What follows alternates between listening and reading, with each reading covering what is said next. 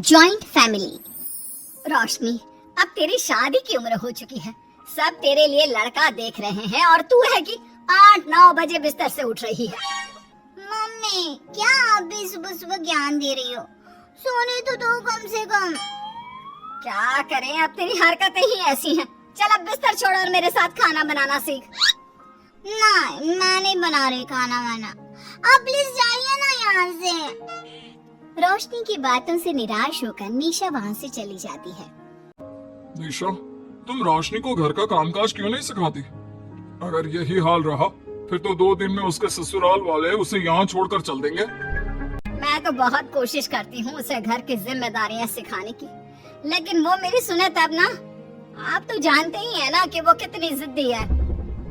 हमें निशा के लिए एक ऐसा लड़का ढूंढना होगा जिसका भरा पूरा परिवार हो, सास ससुर से लेकर जेठ जेठानी देवर ननद सब हो। यहाँ ना सही, लेकिन शादी के बाद उसे वहाँ अपनी जिम्मेदारियों का एहसास जरूर होगा। कुछ दिनों के बाद रोशनी का परिवार उसके लिए लड़का देखना शुरू कर देता है और एक दिन चिराग नाम का लड़का रोशनी को देखने अपने परिवार के साथ उसके घर पहुंच जाता है। देखिए भाई साहब, मैं पहले ही आपको बता देती हूँ, हमारा परिवार बहुत बड़ा है, इसलिए अगर आपकी लड़की हमारे घर की जिम्मेदारियाँ बिना नान नुकुर के उठा सकती है, तभी हम ये रिश्ता पक्का करेंगे। अरे ये भी कोई बोलने वाली बात है बहन जी। हमारी रोशनी आपके पूरे परिवार को बैठे बैठे खिला सकती है, इतनी जिम्मेदार है मेरी बेटी। अगर ऐसी बात है फिर तो हमें इस रिश्ते से कोई आपत्ति नहीं है। तो फिर चट मंगी पट ब्याह के बारे में क्या ख्याल है? हाँ हाँ बिल्कुल, शादी में देर किस बात की? 3 हफ्ते बाद ही शादी का शुभ योग है। अगर आपको कोई दिक्कत ना हो तो हम इनकी शादी भी 3 हफ्ते बाद ही करा देते हैं। अरे हमें इसमें कोई परेशानी नहीं है। इस तरह दोनों परिवारों में शादी की तैयारियां शुरू हो जाती है और कुछ ही दिनों बाद रोशनी की शादी चिराग से करा दी जाती है। शादी के बाद बहू, इनसे मिलो। ये है तुम्हारी दादी सास, ये बड़ी सास और बड़े ससुर, ये तुम्हारे जेठ, ये जेठानी, ये दोनों तुम्हारे देवर और ये इस परिवार की सबसे छोटी बेटी सिमरन, यानी कि तुम्हारी ननद है। परिवार में इतने सारे लोगों को देखकर रोशनी का सर चकरा जाता है। वो अपना सर पकड़ लेती है और मन ही मन सोचने लगती है, हे भगवान, ये किस जन्म का बदला लिया है आपने मुझसे? मैंने क्या बिगाड़ा था आपका जो आपने मुझे ऐसा परिवार दिया? बेटा, किस सोच में पड़ गई तुम? और कितने लोग हैं आपके परिवार में? बस हम इतने ही लोग हैं बेटा, ज्यादा लंबा परिवार नहीं है हमारा। अब इससे लंबा और कितना बड़ा परिवार होगा आपका? ये ससुराल कम चिड़ियाघर ज्यादा लग रहा है। कुछ कहा क्या तुमने बेटा? नहीं मम्मी जी, वो मैं बहुत थक गई हूँ, तो क्या अब मैं सोने जा सकती हूँ? हाँ हाँ, क्यों नहीं बहू। चिराग, बहू को अंदर कमरे में लेकर जा। जी माँ। चिराग रोशनी को अंदर कमरे में लेकर जाता है। चिराग, मुझे यहाँ नहीं रहना, मुझे अलग रहना है।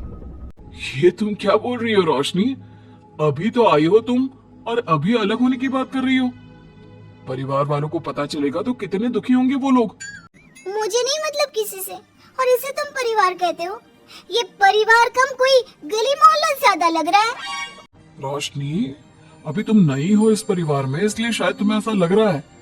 कुछ दिन में आदत हो जाएगी तुम्हें। चिराग की बात सुनकर रोशनी अपना सर पकड़ लेती है। आपको समझाना तो दीवार में सर पटकना है। मैं सो रही हूँ, लाइट ऑफ मत करना, मुझे अंधेरे में नींद नहीं आती। इतना बोलकर रोशनी बिस्तर पर लेट जाती है। रोशनी को देखकर चिराग का मुंह खुला का खुला रह जाता है। वो भी पैर पटकते हुए बिस्तर के दूसरे कोने में अपना मुंह मोड़कर सो जाता है। अगले दिन, देवरानी जी, आप उठ भी जाइए, सुबह के 6 बज चुके हैं। सोने दो ना मम्मी, क्यों परेशान कर रही हो? देवरानी जी, मैं आपकी मम्मी नहीं जेठानी हूँ। सुबह सुबह क्या मजाक है मम्मी? इतना कहकर रोशनी अपनी आंखें मसलते हुए उठती है और अपनी जेठानी को देखकर चौंक जाती है। दीदी आप यहाँ? पिछले 1 घंटे से तुम्हें उठा रही हूँ, लेकिन तुम हो क्या पूछ रही हो? लेकिन अभी तो सिर्फ 6 बज रहे हैं, आपने मुझे उठाया क्यों? वो इसलिए क्योंकि आज तुम्हारे इस घर में पहली रसोई है, तो खाना आज तुम्हें ही बनाना होगा ना। क्या? मुझे पूरे मोहल्ले के लिए खाना बनाना पड़ेगा? नहीं रोशनी, तुम्हें पूरे मोहल्ले के लिए नहीं, सिर्फ परिवार के लोगों के लिए ही खाना बनाना है। आपका परिवार किसी मोहल्ले से कम है क्या? कुछ कहा क्या तुमने? हाँ नहीं दीदी, आप चलिए, मैं अभी फ्रेश होकर आती हूँ। आरती वहाँ से चली जाती है, जिसकी थोड़ी देर बाद रोशनी भी रसोई में जाकर मजबूरी में सबके लिए खाना बनाने लगती है। पूरे 2 घंटे मेहनत करने के बाद उसका खाना बनकर तैयार होता है। वाह बहू, खाना तो बड़ा स्वाद बना है। सच में बहू, तुमने भले ही बहुत देर लगाई खाना बनाने में, लेकिन खाना बहुत स्वादिष्ट बना है। आपके हाथों में तो जादू है देवरानी जी। मैं तो कहती हूँ अब से रोज आप ही खाना बनाया कीजिए, क्यों मम्मी जी? हाँ हाँ बेटा, बिल्कुल ठीक कहा तुमने। रोशनी, आज से रोज तुम ही खाना बनाना। ये सुनकर रोशनी चौंक जाती है। खाना खाने के बाद सभी लोग रोशनी को शगुन का नेक देते हैं और फिर अपने अपने रूम में चले जाते हैं। क्या यार रोशनी, इतना टेस्टी खाना बनाना जरूरी था क्या? अब फंस गई ना तू। ये सब माँ पापा की वजह से हो रहा है, उनके कारण मुझे ये सब झेलना पड़ रहा है। रोशनी गुस्से में अपने रूम में जाती है और अपनी माँ को फोन मिलाती है। मम्मी, मैं आपको कभी माफ नहीं करूंगी। आपने जानबूझकर मुझे इतने बड़े परिवार में भेजा है, जहाँ मुझे सांस लेने की भी फुर्सत नहीं है। हमने ये सब इसलिए किया ताकि तू अपनी जिम्मेदारियाँ निभाना सीखे। अब मायके की तरह ससुराल में भी अपनी जिम्मेदारियों से मुंह मत मोड़ लेना। मुझे नहीं रहना माँ यहाँ। इस घर में जितने लोग हैं, उतने तो हमारे गली मोहल्ले में भी नहीं थे। माँ, मैं आपसे आपकी सारी बातें मानूंगी, पर प्लीज मुझे यहाँ से ले जाइए। बिल्कुल नहीं, अब से वही तेरा सब कुछ है। वहाँ से भागने के बजाय अपनी जिम्मेदारियाँ पूरी करना सीख, इससे हमें भी थोड़ी खुशी मिल जाएगी। माँ की बातों से निराश होकर रोशनी फोन काट देती है, जिसके बाद उसकी नजर नेक में मिले पैसों पर पड़ती है और वो फटाफट से बिस्तर पर बैठकर पैसे गिनना शुरू कर देती है। अरे वाह, ये तो पूरे 25,000 रुपए। किसी ने भी 5100 से कम का नेक नहीं दिया। चलो अच्छा है, कुछ तो फायदा हुआ इतने बड़े परिवार में शादी करने का। अब इन सब पैसों से मैं अकेली शॉपिंग करूंगी, बहुत मजा आएगा। शॉपिंग के बारे में सोच सोच कर ही रोशनी अपने बिस्तर पर कूदने लगती है। उसे बिस्तर पर कूदता देख सभी लोग चौंक जाते हैं। भाभी, आप ऐसे क्यों उछल रही हो? छोटी बच्ची हो क्या? अपनी ननद की बात सुनकर रोशनी का मुंह खुला का खुला रह जाता है। थोड़ी देर बाद रोशनी घर में बिना बताए शॉपिंग के लिए निकल जाती है और शगुन में मिले पूरे पैसों को शॉपिंग में उड़ा देती है। शाम में, देवरानी जी कहाँ गई थी आप?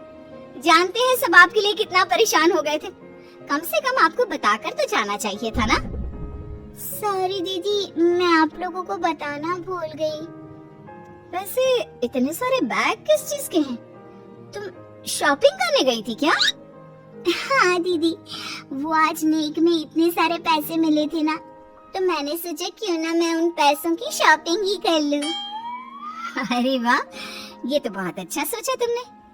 मम्मी, पापा, सिमरन, देवर जी, सब बाहर आइए। देखिए रोशनी हम सब के लिए क्या लाई है। रोशनी कुछ समझती उससे पहले ही वहाँ सब लोग आ जाते हैं। क्या हुआ आरती बहू, क्यों चिल्ला रही हो? अरे देखिए ना माँ, रोशनी हमारे लिए शॉपिंग करके आई है। वो देखिए, रोशनी हम सब के लिए कितने कपड़े लेकर आई है। आरती की बात सुनकर रोशनी के पैरों तले जमीन खिसक जाती है। उसके मुंह से एक शब्द तक नहीं निकलता। सच में भाभी, आप कितनी अच्छी हो। बेटा, हम सबके लिए तुझे खरीदारी करने की क्या जरूरत थी? अभी तेरी नई नई शादी हुई है, तुझे अपने लिए लेना चाहिए था ना। एक काम कर, ये सारे कपड़े तू ही रख ले, किसी को कुछ देने की जरूरत नहीं है। चलो कोई तो समझदार है इस घर में। वाह भाभी, कितनी सुंदर ड्रेस है। ये शॉर्ट ड्रेस मुझे पता है आप मेरे लिए ही लाए होंगे, है ना? इसे मैं रख लेती हूँ। माँ, रोशनी इतने प्यार से सबके लिए कपड़े लेकर आई है, हमें मना नहीं करना चाहिए। तू सही बोल रही है बेटा, उसका मन रखने के लिए मैं ले लेती हूँ 1-2 साड़ियाँ। रोशनी झूठी मुस्कान लिए खड़े होकर सब देखती रहती है। देखते ही देखते उसके लाए सारे कपड़े घर वाले आपस में बांट लेते हैं और अब सिर्फ एक रुमाल को छोड़कर उसके पास कुछ नहीं बचता। अब ये रुमाल भी क्यों छोड़ा, इसे भी ले ही लेते। इतने में ही सिमरन रोशनी को आवाज देती है। भाभी, वो गलती से रुमाल रह गया है, क्या वो मुझे मिल सकता है? रोशनी वो रुमाल भी सिमरन को दे देती है। इतनी मेहनत से मैंने ये सब कुछ लिया था, लेकिन इन लोगों से मेरी खुशी बर्दाश्त नहीं हुई, कुछ भी नहीं छोड़ा। थोड़ी देर बाद रोशनी का पति भी वहां आ जाता है। मैंने सुना है आज तुमने सभी के लिए खरीदारी की है। तुम मेरे लिए कुछ लेकर नहीं आई? बस फिर क्या था, इतना सुनते ही रोशनी का पारा हाई हो जाता है और वो चिराग को घूरने लगती है जिससे चिराग डर के मारे वहां से खिसक जाता है। हाय रे, फूटी किस्मत मेरी, जो ये जॉइंट फैमिली मेरे मत्थे चढ़ी।